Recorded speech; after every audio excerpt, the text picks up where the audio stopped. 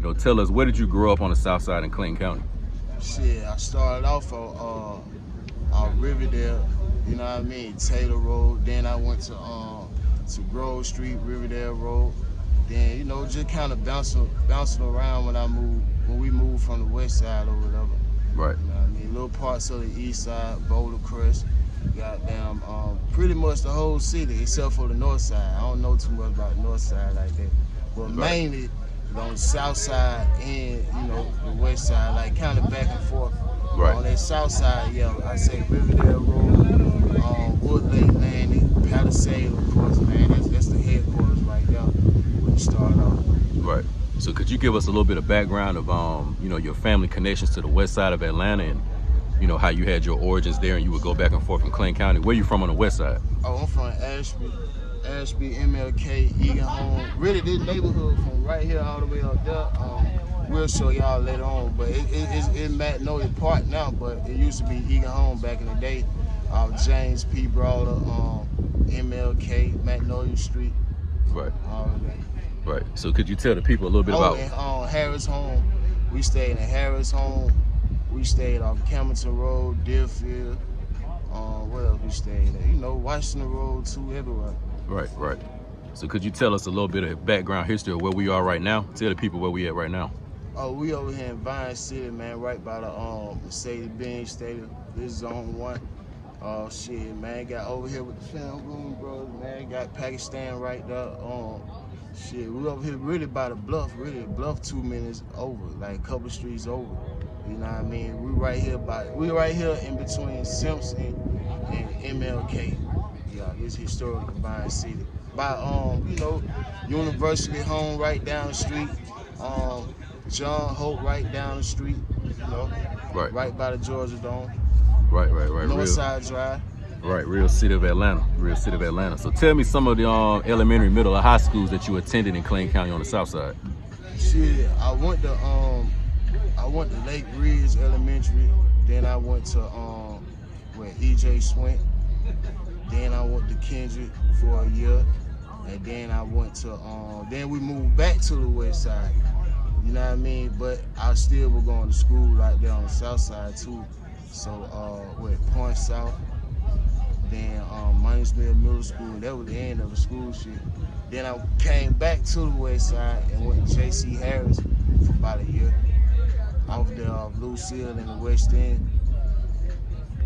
All right, so now let's transition to the, you know, the history of street violence in Clayton County. What are some of your early occurrences and, you know, witnessing violence on the south side of Atlanta? Man, I started witnessing violence out there when niggas moved from Cali, New Orleans, city of Atlanta, New York. That shit was like a melting pot, a bunch of mixture of young gangsters from everywhere, you know what I mean? And they brought their gang culture out there. So I say like around 03, 04, that's when that shit made a big a transition, 03, 04. So back in the early 2000s, what were some of the gangs that you were seeing, you know, coming into the south side that may have been from other cities or other states? Shit, it was a whole bunch of Crips out there. And I ain't really too much CGD niggas like that or blood niggas out there. It was more clique gangs, you know what I mean? You had Hit Squad, you had Southside Mafia, you had Two Dub, you had Amp Squad, and MOB 23, all that shit, of course. But the blood, the GD started to increase. I really ain't even really too much know nothing about this shit like that. I used to see niggas downtown in the underground was saying they GD and shit like that. You know, we from Georgia, we from Atlanta. We ain't really elaborate more on that because they got certain OGs who they look up to, neighborhood heroes. We from way down here in Atlanta, so we ain't too much start knowing about that. I think a lot of niggas start getting involved in that type of shit when they get locked up and they see structures and shit like that. Right. You know? Did you? How I'm pay homage to a neighborhood hero? How I'm pay homage to a neighborhood I'm not from, unless I got family ties in that shit. If I ain't got no family ties, I'm just going off what another nigga bringing. Then that's false claiming. You know what I mean? Right. So could you give us an actual, like, you know, event or experience that you can say these are one of your first you know, being involved in some real shit in the streets on the South Side? Shit, man, shit got real so quick, cause growing up, it wasn't really a lot to do out there, you know what I mean? You know, we used to play basketball, going to other niggas' neighborhood, niggas might talk shit on the bus over level, niggas might fight over a girl or some shit like that, but I started seeing, like, crazy shit coming from, like, you know what I mean, older niggas and shit. They went to Riverdale High School in North Clayton, cause everybody in the world know, shit, Riverdale and North Clayton was beefing on some high school shit. You know what I mean? Who you had go there? Monica, Sierra, shit, Walker Flocka, my nigga Smeezy, Slap Rock, Max, AB, who else was out there? I said TD, you know, Eno, my nigga Smoke, goddamn shit. I ain't really too much know a lot of niggas they want to know Clayton. You know what I mean? Right. I ain't know. Besides when I stayed in Harbor Town or whatever, but them niggas wasn't even from over there. They was from Pittsburgh. Yeah, my nigga Mondre, my nigga Mike, who else? Dakota, Tim, Big Tim, all them from Pittsburgh. You know what I mean? Mechanicsville, Pittsburgh, Carver Home. They was from over that way, but they moved to Clayco. So would you say that some of the, you know, initial pioneers of the streets on the South Side of Atlanta in like that late 90s, early 2000s, were a lot of these people coming from the city of Atlanta, and when you had certain like projects and apartments torn down in either, you know, zone 1, zone 3, zone 4, did a lot of those people transition and move to the South Side? Yeah, a whole bunch of them. See, they tore down Tetwood, then they tore down Egan Home, then they tore down Harris Home, University, John Hope. What year would you say this was? They were like mid 90s to late 90s. Like Early 2000s. That, So when would you say they completely like demolished most of the like original ones? like the last of like Bourne Home, Bankhead Courts, Hollywood Court. Shit, I was over there back when there was gentrification and shit, when they were kicking everybody out. You know what I mean? I think Herner Home, Herner Home, what else was still standing? Four Seasons, They just tore down the Four Seasons not too long ago. yeah, I see it. That shit was ugly over there. Right. What else? You know, stuff like that. Them was the last real project standing. You know what I mean? All right. So now what we want to do is we want you to take us through the history of some of these, you know, initial neighborhood and street crews and gangs that were created on the South Side of Atlanta in the early 2000s. You mentioned Southside Mafia, Hit Squad, Amp Squad, MOB 23, and it's a lot of other ones. But from your best recollection, you know, take the audience through somewhat of a timeline, a chronology, or a story-like journey from the beginning of, you know, I guess when you got involved in these situations, you and the guys from Palisades, the neighborhood you from. Just kind of give us the history of it to the best you can from, you know, these initial events all the way to the climax where, you know, the brother Larry Bishop lost his life.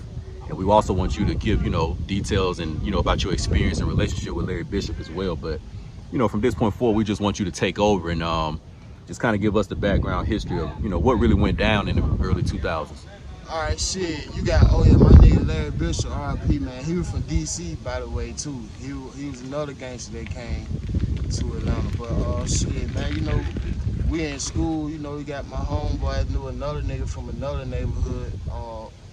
He ended up they was joning on him his whole school life. So shit, you know, he was one of our homeboys from our neighborhood to really put the battery pack in there. So shit, we started riding them niggas buses after school, beating them nigga ass and shit like that. And then shit just got out of hand. They went for fighting every day. Then niggas started shooting. Shit, niggas making the news every other weekend. Shit, then you had my nigga AB. He was the plug to the Mafia. My nigga Smoke, he was plug to the Dubs, to 220 and shit like that. And then them niggas had beef going on from years prior, and everybody just linked in and shit like that. You know what I mean? But basically, that shit was going on over some hoes, man. These hoes you got some hoes hang with us, but they fucking these niggas too. And they going back saying shit we say, they going back saying shit they say.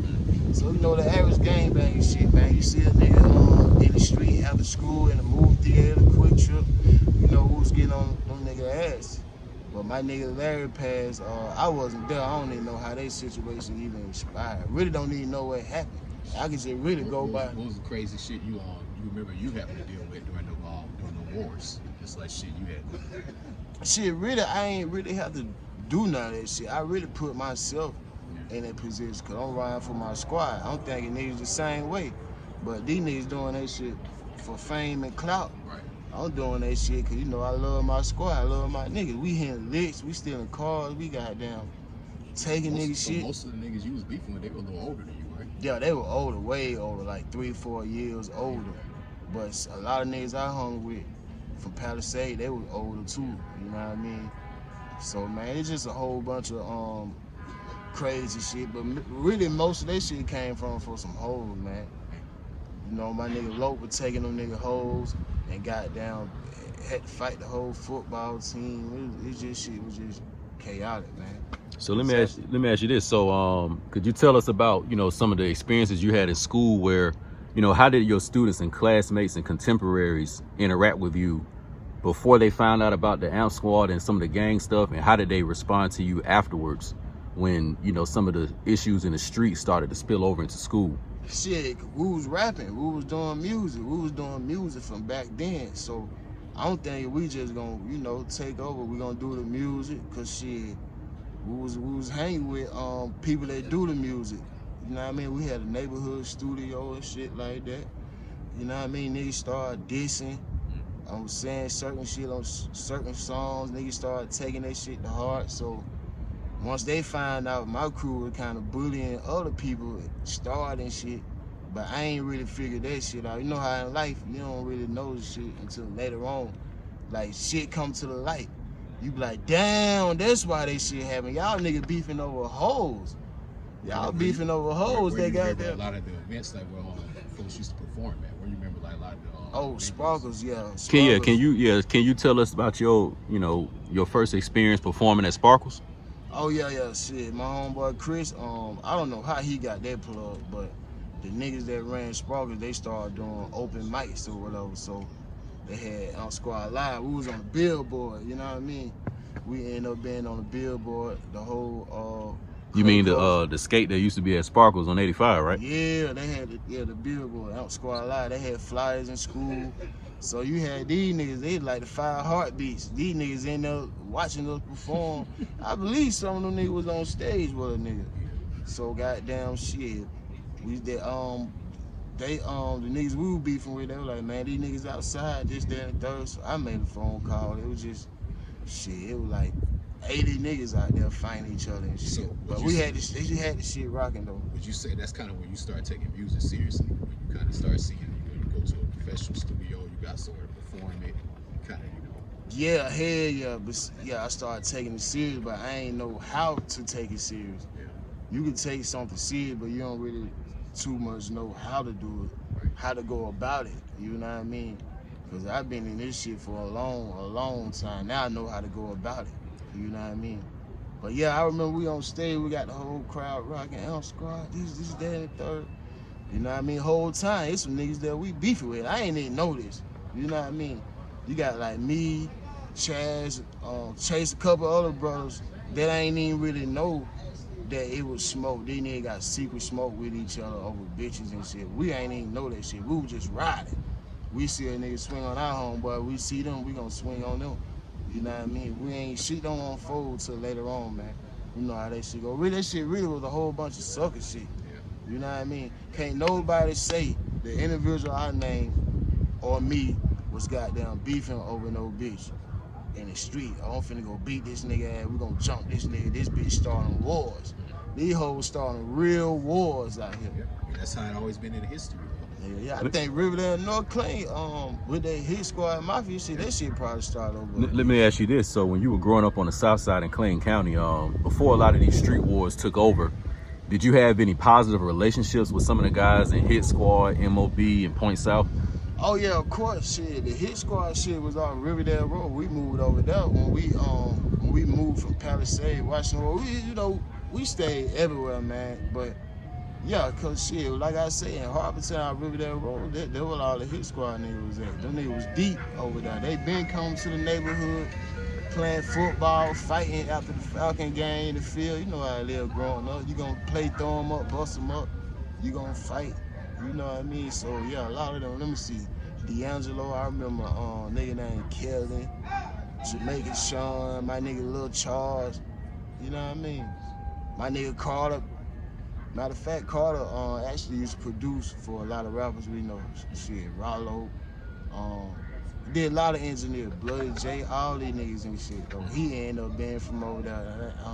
I ran back into him in the old Pakistan in the studio. Like, nigga, I ain't seen you in goddamn forever. But yeah, niggas like that. Oh, R.P. Polo too, man. I been.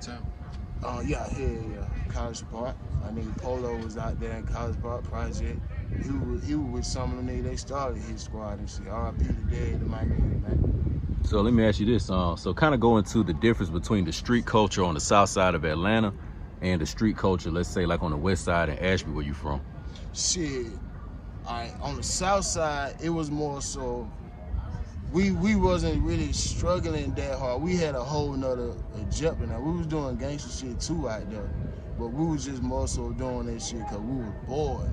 You feel what I'm saying? Because we was still playing basketball. We still can wake up, look outside and see clean grass.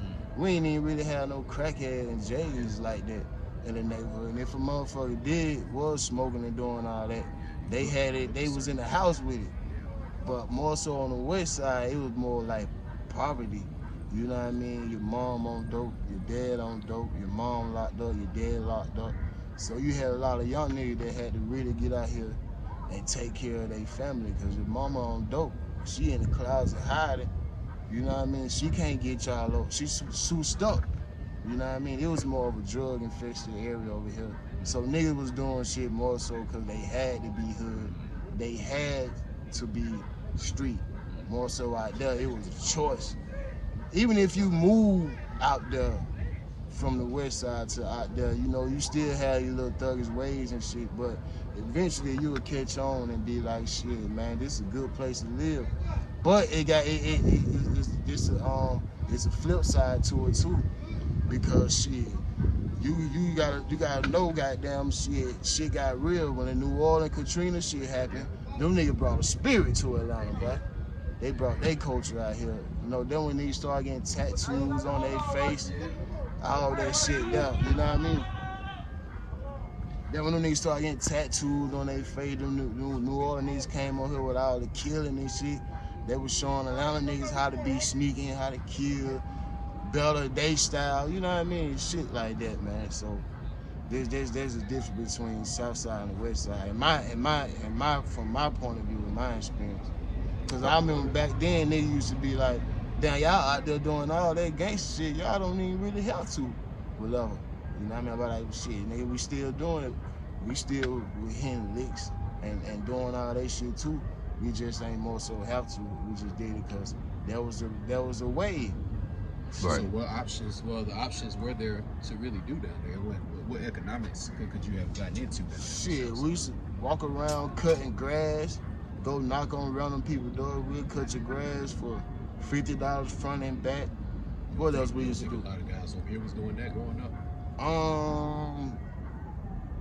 Yeah, they probably were, but these niggas over here hitting licks and shit. They was robbing out of town, cause you gotta look at it. Downtown underground with all the tourist attractions, and now people be coming with a lot of money down here, so niggas was tricking. Niggas were tricking a lot of people and shit. It seemed like, I mean, to be honest though, you know, the stadium right here, you know, you got some form of opportunity here, you know, to get into something. Yeah, hell compared yeah. to the south side, you know, it's just country. Oh no, it ain't like that no more now. You got jobs for everybody out here now, shit. I was just saying more so back then, you know, your family on dope and your dad in the streets getting locked up all the time. Who you gonna turn to? You gonna turn to your neighborhood or people that's close by you, whether they misguide you or guide you right. They gonna start telling the young niggas go hit this freight train. Yeah. Nigga used to hit the freight train back in the day and steal all. When the flat screen first came out, nigga used to go hit the freight train. Nigga used to go to Lennox, breaking cars and shit like that. We was doing that too out there on the south side. We was coming over here tearing that shit up too now, you know what I mean? But yeah, that's how it was back then. I don't think too many niggas walking around cutting grass out this way. It really ain't even that much grass out this way like that, like how it is on the south side. So let me ask you this. So, you know, even though you had a lot of trials and tribulations on the south side, can you share share with us the experience when you were shot? Oh man, that was crazy, man. So I don't even know how this shit got back to my mama or whatever. I don't even know how she even heard this shit. Cause that's when that shit was intense. You know what I mean? That's what did I get shot before Larry died or after Larry? That was after Larry died. Hold on, what's it? Cause Larry got killed in April. Yeah, I got shot in October. Shit, goddamn, my mama came to me. She like, don't leave out this house tonight. I know what you got going on. You going somewhere, get into some trouble. But knowing me being hard-headed, I used to love to fight and shoot. I goddamn left the house anyway. And when I got there, we waiting on some more niggas to come to the party. But these niggas ended up getting into it with each other in the party. You know what I mean? Cause the bitch was like, started this shit. I with my nigga Eno, Smoke, CT, Mike Jordan, RP the dead. You know the dub, you know what I mean? And goddamn shit, I was high too. That back when that weed was real potent. I was high as hell, man. I goddamn smoking this shit. I'm thinking I'm preparing my mind for battle. But it was some nigga in the party, he ain't even hang with us like that. But he knew nigga, he was old. It was an OG nigga. If I was 15 back then, that nigga, unless he got unless he got bad genes, that nigga had to be like goddamn about 25, 28. And goddamn, so he started talking shit in the party and goddamn shit. We get outside, you know, nigga swung on his ass. But he ain't even the one that shot me. You know what I mean? So I don't even know what he ended up dipping to or whatever. We got down fighting, we get upstairs and shit. Goddamn, it was just another fight popping out upstairs and goddamn, that shit just big ass shootout. You know, a few people got hit up that night. I got hit actually, yeah, from both sides. I actually got hit jumping in the car, jumping behind a nigga. How did you know? How did you know you were hit? Shit, I felt when I heard the shots, I felt my leg jump. You know what I mean? I was still walking. It was like, you know how your leg fall asleep? It was like that. So I get in the car, I got down. You know, look at the blood. Oh man, I got shot, man. I got hit. I got hit in the back, my lower back, like my ass cheek. About 4-5 bullets too, man. That shit could have took my whole leg. I could be paralyzed. I get to the hospital, everybody standing over there screaming, straight to the hospital. So I remember, you know, hitting my homeboy on the back of the head. That nigga Donnie go, man, hurry up, get me to the hospital. Yeah, I went to Southern Region, but I thought I was about to die. Yeah, thought I was about to die. Yeah, that's a hell of an experience. Could you tell us about the experience you had where, you know, there was a gang fight at Mundy's Mill High School around the same, you know, it was the same weekend actually where Larry's situation occurred. Tell us about that situation. That shit was crazy, bro. I didn't even know this shit was going on. You know, you got my nigga Low. You know, everybody would put on a show. So we'll see them other niggas. Like me, I walk by a nigga like, nigga, fuck MOB, nigga, they Amp Squad. I might put my arm around a little bitch and walk in the class. That the type shit we were doing. You know what I mean? That the type shit we were doing. So my nigga Low, he was more sensitive with words and shit. Cause you know, we'll wait. Like I say, we used to ride a nigga bus after school. So you talking all this shit in school, we gonna ride your bus, we gonna see you. We gonna ride your bus and goddamn get off at your bus stop and goddamn, hey, go in on you. But my nigga Low, goddamn, he ain't really play that shit. So I guess a nigga walked by and told that nigga, fuck you, whatever. You know, being emotional like my nigga Low, yeah, he goddamn swung on a nigga, bow. Then you gotta also know too, he was more hyper too, cause his big brother, the gangster getting out, so he happy too. So you know he got more backup, you know he getting on the nigga's ass, so they start fighting. I got down some hoes run to me and like, they down there fighting over whatever. Then I just hear, boo, oh shit. You know what I mean? Then I get snatched up in the principal office. I was on another whole hallway. And, you know, next thing you know, that nigga Chad came in like Superman, saved my nigga. Cause everybody was saying, you know, the nigga was getting the best of my nigga. That way, my nigga Chad seen that shit and goddamn rocked that nigga world away. And then the nigga going around saying he got cut. Nah, nigga, you ain't get cut, bro. You know what I mean? You ain't get cut, my nigga. I know my nigga ain't having no knife. Goddamn shit. That shit wasn't left. You know what I mean? Yeah, that shit wasn't left. After that, after that shit happened, that when them tools came out. That when them tools came out. And goddamn shit, man. You had one part on right after that. You had some niggas come by, kick my mama door in or whatever, shoot 2 times and ran or whatever. The case may be, then shit. Later on that night, I go back to the west side. I come over here. This 05, yeah, I come back over here on the west side and shit like that. To hang with my uncle and his homeboy to lay low and shit like that. Then I come in the house, my grandma RIP today. She was like, Tim, one of your friends got shot and one of them died. You know what I mean? So after that one little fight at school, goddamn led to that damn fire and shit. And all nigga had to do was just wait till you see the nigga after school and swing on him. But they just I ain't blaming my nigga though. I love my nigga to death. You know, you young, we make crazy situations. But sometimes you gotta be patient, man, because you can spark a whole forest fight. You know what I mean? Me, honestly, I wouldn't swung on me in school. I would've got down wait. But he ain't know that's how we was playing. Cause my nigga Low, he ain't no Jones type nigga. You say something bad about him, he gonna go in your shit. He gonna go on your shit. You lucky he don't goddamn bust at your ass too, goddamn. You know what I mean? This educational purposes only. You know what I mean? So goddamn, really, man, to keep it all the way real, bro, before the pistols and tools came out, them niggas was on some peace treaty shit. Cause I used to tell them niggas like, look, them boys don't want no beef, man. They just said everybody make music and take over. But you got niggas starting to get their dick wet in the squad. These niggas started saying, nah, fuck that shit. You dapping them niggas up and do that. You know, I mean, they try to say that about my nigga Larry. They're like, you dapping these niggas up and doing all that shit. These niggas don't want no smoke. What, we gonna make these niggas beef with us? And so when niggas started seeing their attention and goddamn shit, niggas fucking niggas hoes and that shit just went crazy, man. So I just say in life, man, if you can start peace, you supposed to start peace before you start war. You know what I mean? So if you got a nigga that's begging you not to beef, and you still beef, then you gon' take a loss. We took a loss. You know, Larry, even though he just came to the neighborhood, we ain't really fully know him like that. But that little time we did spend together, we all came close. You know what I mean? So, you know, one poor decision can, that shit got a nigga house kicked in, got a nigga killed. You know what I mean? You got niggas that was studying, want to play basketball good, fuck this career up, type shit. Do you think that if the fight never happened, how do you think things would transition? If that fight never would have happened, I think eventually niggas, it wouldn't be no smoke how it was. Cause after that shit, we was shooting at each other like Bloods and Crips every day. Cause every time they seen us, they was trying to get at us, and when we seen them, nah, fuck that. When they seen certain individuals out the squad, they was getting on their ass.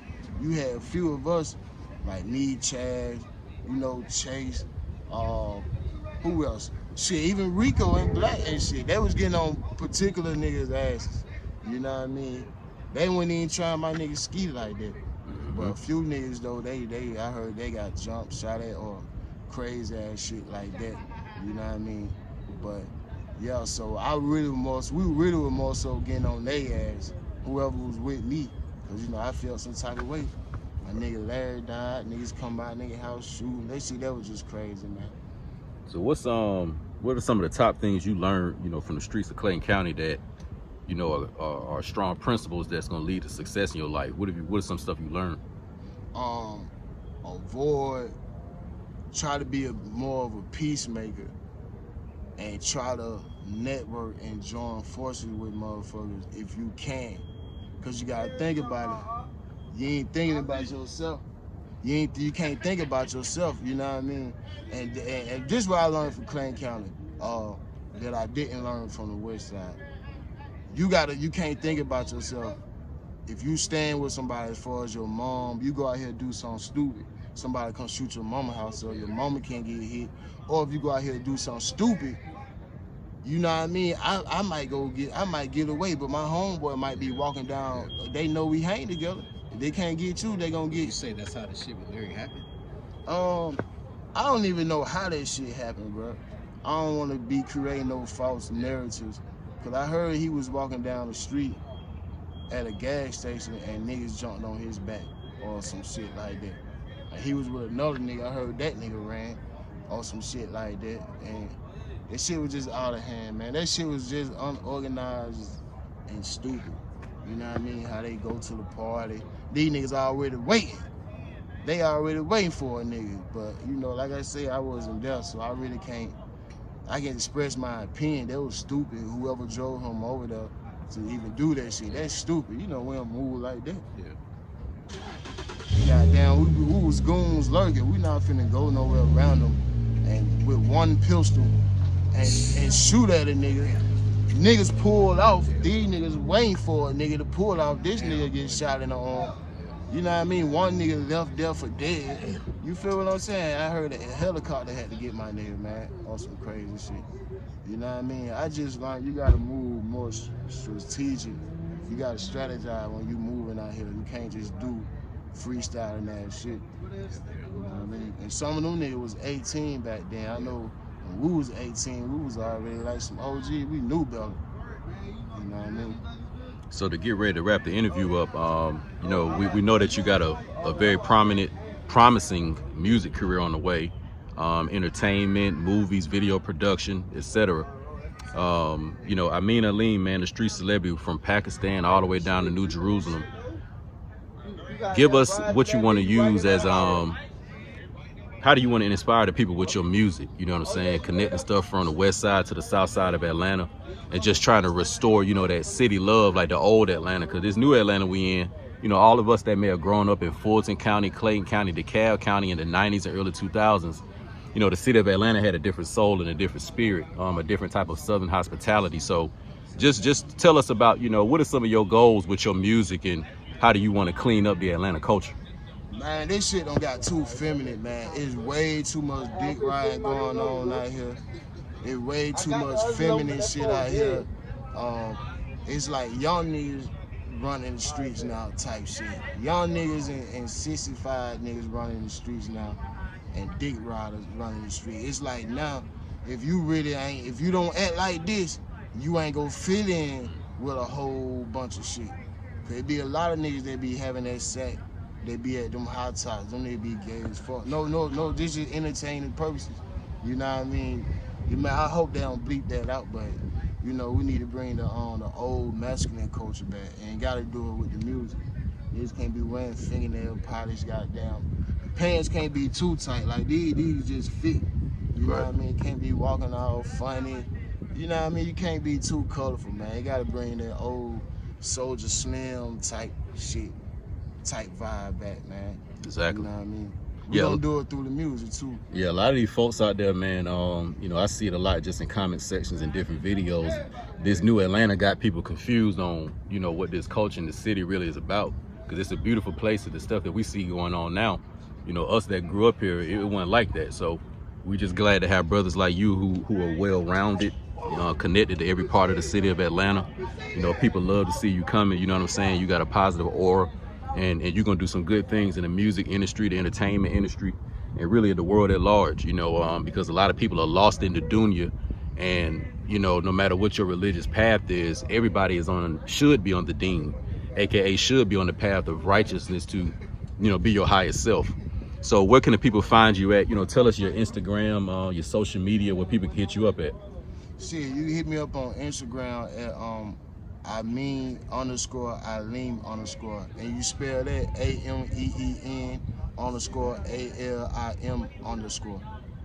Right. Yeah, that's how you can reach me on that. The same thing with Facebook. Right. But I ain't promoting, like, the music is just gonna be real life, like storytelling shit. I ain't out here trying to push a narrative or agenda on people that have them out here singing and doing crazy shit. We gonna, you know, I talk about the deen, you know, real life and shit like that. Right. I'm not gonna have nobody out here telling nobody out here to do dumbass shit. Right. So to lead themselves to prison or death or destruction.